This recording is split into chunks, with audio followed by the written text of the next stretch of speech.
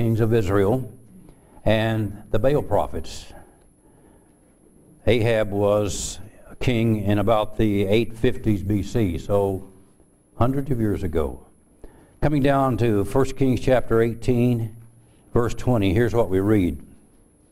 Ahab sent out for all the children of Israel and gathered the prophets together on Mount Carmel.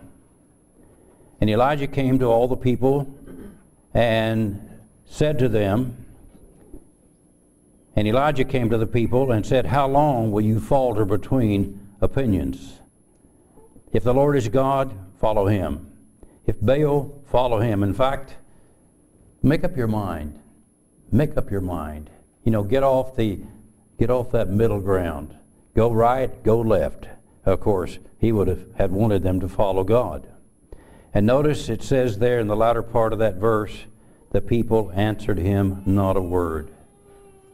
Answered him not a word. They weren't paying attention. Seemingly, they just didn't care.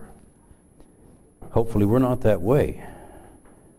So they didn't make a choice. Well, I guess you say they did make a choice because they continued to go the way they had chosen, following the Baal prophets. You know, sometimes if we do not make a choice, you know what will happen?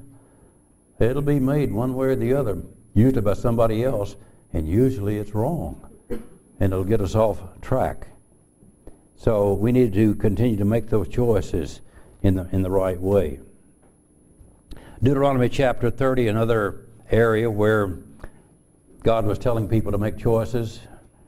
Here Moses is writing in Deuteronomy chapter 30, coming down to verse 15.